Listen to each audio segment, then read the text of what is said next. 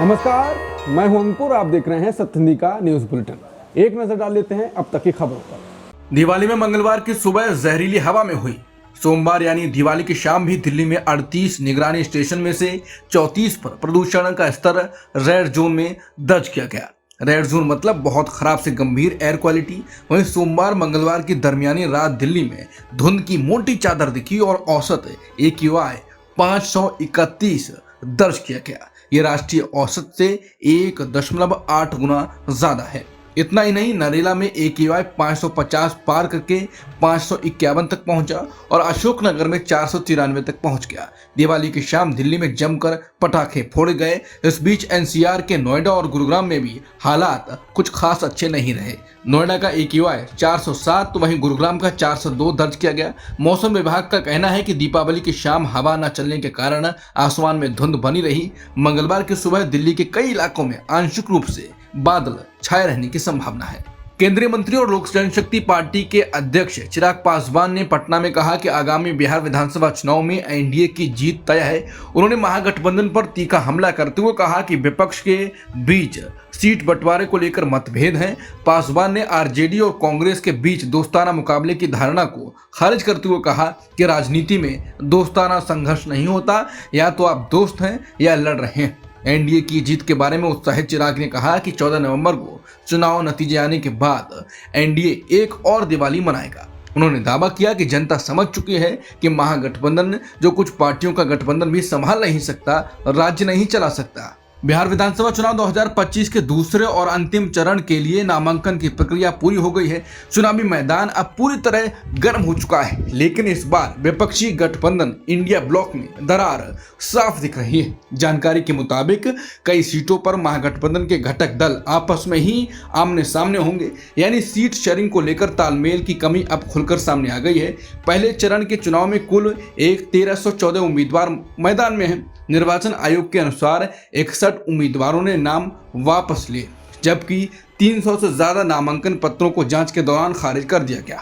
बिहार विधानसभा चुनाव के लिए विपक्षी महागठबंधन में सीट शेयरिंग अभी तय नहीं हो पाई है। ऐसे में इसकी मुख्य पार्टी राजद ने अपने 143 उम्मीदवार की पूरी सूची जारी कर दी। यह संख्या 2020 के चुनाव में पार्टी द्वारा लड़ी गई 144 सीटों से कम है। राजद ने यह कदम निर्वाचन प्रक्रिया की आखिरी तारीख पर उठाया। पहले चरण का मतदान 6 नवंबर को होगा और उम्मीदवारों ने पहले ही नामांकन फाइल कर दिया है। दूसरे चरण का मतदान 11 नवंबर को है।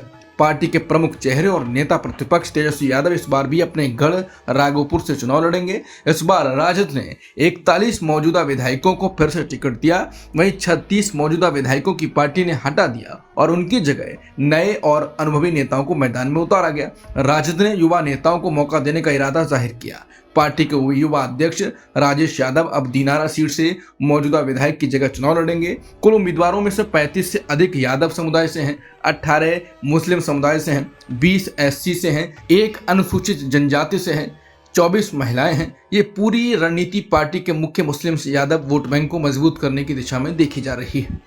महाराष्ट्र सरकार की प्रमुख योजना मुख्यमंत्री माझी लाडकी बहन योजना जो महिलाओं के लिए शुरू की गई थी, उसमें बड़ा खुलासा हुआ है। सरकार की जांच में सामने आया है कि 12,431 पुरुषों को भी इस योजना के तहत 1,500 रुपये महीना दिया गया। ये योजना उन महिलाओं के लिए है जिनकी उम्र 21 से 65 साल के बीच है और जिनके परिवार की सालाना आमदनी लगभग 2.5 लाख रुपए से कम है। लेकिन आरटीआई के जरिए मिली जानकारी के अनुसार महिला एवं बाल विकास विभाग ने अब इन पुरुषों को सूची से हटा दिया है। जांच में यह भी पता चला कि 77,980 महिलाएं भी पात्र नहीं थी, फिर भी उन्हें योजना का लाभ मिला। कुल मिलाकर पुरुषों को लगभग 24.24 करोड़ और अवैध महिलाओं लाभार्थियों को 140 करोड़ से ज्यादा की राशि दी गई, यानी कि लगभग 164.5 करोड़ रुपए का गलत भुगतान हुआ। कर्नाटक के मुख्यमंत्री सिद्धारमैया ने सोमवार को साफ किया कि राज्य सरकार ने आरएसएस पर कोई प्रतिबंध नहीं लगाया। उन्होंने कहा कि सरकार के हालिया आदेश में आरएसएस का नाम कहीं नहीं लिया गया है। दरअसल 18 अक्टूबर को सरकार ने एक आदेश जारी किया था जिसमें कहा गया था कि कोई भी निजी संगठन या संस्था सरकारी संपत्ति जैसे मैदान, पार्क, सड़क या सरकारी इमारत पर बिना अनुमति अपने कार्यक्रम नहीं कर सकती। मुख्यमंत्री सिद्धरामैया ने बताया कि ये नया आदेश नहीं बल्कि वही नियम है जो 2013 में बीजेपी सरकार ने जारी किया था जब जगदीश शेट्टर मुख्यमंत्री थे। सिद्धरामैया ने कहा कि किसी भी निजी संगठन को सरकारी संपत्ति पर कार्यक्रम करने की इजाजत देना अनिवार्य नहीं, ये फैसला कानून व्यवस्था की स्थिति पर निर्भर करेगा। इसलिए सरकार के इस आदेश का मतलब आरएसएस पर बैन लगाना नहीं बल्कि सभी निजी संगठनों पर समान नियम लागू करना है।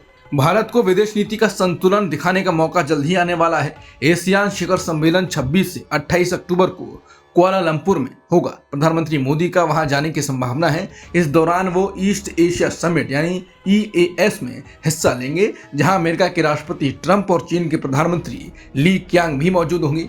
EAS में चीन, रूस, जापान, भारत, ऑस्ट्रेलिया और न्यूजीलैंड के नेता या प्रतिनिधि भाग लेंगे। वहीं ब्राजील के राष्ट्रपति लूला दा सिल्वा और दक्षिण अफ्रीका के राष्ट्रपति सिरिल रामाफोसा पर्यवेक्षक के रूप में शामिल होंगे। इसका मतलब है कि पीएम मोदी को क्वाड के सभी नेताओं और ब्रिक्स के मुख्य मेंबर से मिलने का मौका मिलेगा। ये मुलाकात खास अहमियत रखती है क्योंकि भारत अगले साल दोनों शिखर सम्मेलनों की मेजबानी करने वाला है। हालांकि विदेश मंत्रालय ने अभी तक पीएम मोदी की यात्रा की आधिकारिक पुष्टि नहीं की है, लेकिन मलेशिया के विदेश मंत्री मोहम्मद हसन ने बताया कि प्रधानमंत्री मोदी शिखर सम्मेलन में संभवतः शामिल होंगे।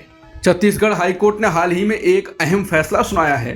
अदालत ने कहा जिस अधिकार का कभी कानूनी तौर पर दावा ही नहीं किया गया उसे छीना हुआ नहीं कहा जा सकता। ये टिप्पणी हाईकोर्ट ने घाटबरा गांव के लोगों की उस याचिका को खारिज करते हुए की जिसमें उन्होंने हसदेव अरण्य इलाके में कोयला खनन के खिलाफ आपत्ति जताई थी। दरअसल गांव वालों ने दावा किया था कि उनकी सामुदायिक वन अधिकार यानी CFR की जमीन को कोयला खदानों के लिए दे दिया गया है, लेकिन अदालत ने कहा यह अधिकार कभी कानूनी रूप से मान्यता प्राप्त नहीं थे। अब अदालत के इस फैसले से पारसा ईस्ट और केटे बेसन कोल ब्लॉक को मिली खनन मंजूर बरकरार रहेगी। ये खदानें अब राजस्थान राज्य विद्युत उत्पादन निगम लिमिटेड के पास हैं। हिंदी सिनेमा के दिग्गज अभिनेता और कॉमेडी के बादशाह गोवर्धन असरानी का सोमवार को निधन हो गया। वो 84 वर्ष के थे। वो लंबे समय से बीमार थे। शोले में आइकॉनिक जेलर की भूमिका निभाने वाले इस कलाकार ने अपने 5 दशक के लंबे करियर में 350 से अधिक फिल्मों में काम किया और लाखों दर्शकों के चेहरों पर हंसी बिखेरी। उनका निधन मुंबई के भारतीय आरोग्य निधि अस्पताल में दोपहर करीब 3:30-4 बजे हुआ, जहां वो 4 दिनों से फेफड़ों में पानी भरने की समस्या के इलाज के लिए भर्ती थे। अंतिम संस्कार सोमवार शाम को ही कर दिया गया, जिसमें परिवार और करीबी मित्रों ने ही भाग लिया। असरानी ने अपने परिवार से साफ कह दिया था कि उनके निधन के बाद कोई शोर ना हो, इसलिए परिवार ने अंतिम संस्कार के बाद ही इसकी आधिकारिक घोषणा की। उनके मैनेजर बाबू भाई ठिबा ने बताया, असरानी जी शांति से जाना चाहते थे। उन्होंने मंजू जी को सौंपा था कि कोई सार्वजनिक आयोजन ना हो। यही वजह है कि अंतिम संस्कार के बाद ही हमने खबर साझा की। पाकिस्तान के रक्षा मंत्री ख्वाजा आसिफ ने कहा कि अफगानिस्तान के साथ हुआ सीज फायर समझौता तभी तक चलेगा जब तक तालिबान पाकिस्तान पर हमले करने वाले आतंकियों पर काबू रखेगा। उनका यह बयान उस दिन आया जब दोनों देशों ने दोहा में बातचीत के बाद युद्ध विराम पर सहमति जताई। ये बातचीत कतर और तुर्की की मध्यस्थता में हुई। पाकिस्तान ने लंबे समय से आरोप लगाया है कि अफगानिस्तान की धरती से तहरीक तालिबान पाकिस्तान के आतंकी हमले करता है।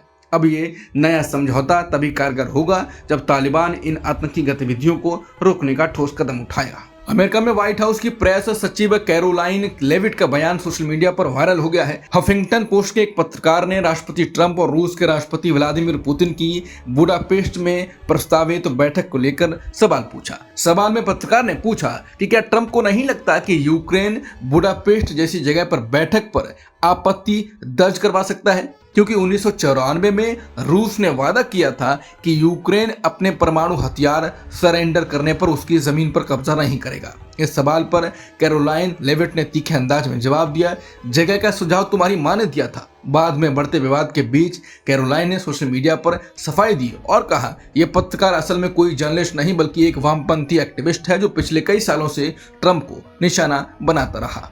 अमेरिकी राष्ट्रपति ट्रंप ने सोमवार को हमास को कड़ी चेतावनी दी। ट्रंप ने कहा कि अगर हमास ने इजरायल के साथ हुए गजा समझौते का उल्लंघन किया तो उसे पूरी तरह से खत्म कर दिया जाएगा। ट्रंप ने साफ शब्दों में कहा कि हमने हमास से डील की है कि वो अच्छे रहेंगे, शांति बनाए रखेंगे अगर उन्होंने ऐसा नहीं किया तो हम उन्हें मिटा देंगे और उन्हें ये बात पता है। अमेरिका के राष्ट्रपति ट्रंप ने चीन को कड़ी चेतावनी दी है। उन्होंने कहा कि अगर चीन के राष्ट्रपति शी जिनपिंग ने अमेरिका के साथ न्यायपूर्ण व्यापार समझौता नहीं किया तो वो चीन के माल पर 155% तक टैरिफ लगा देंगे। ये धमकी ट्रंप ने उस समय दी जब उन्होंने व्हाइट हाउस में ऑस्ट्रेलिया के प्रधानमंत्री एंथनी अल्बनीज के साथ एक क्रिटिकल मिनरल्स डील पर हस्ताक्षर किए। ट्रंप ने कहा कि चीन अभी हमें बहुत पैसे दे रहा है, वो 55% टैरिफ चुका रहे हैं, लेकिन अगर समझौता नहीं हुआ तो 1 नवंबर से ये टैक्स 155% तक बढ़ सकता है।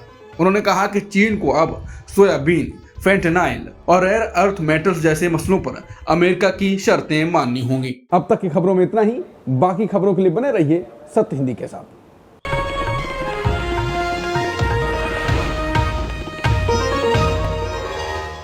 Copyright disclaimer under Section 107 of the Copyright Act 1976. Allowance is made for fair use for purposes such as criticism, comment, news reporting, scholarship, and research.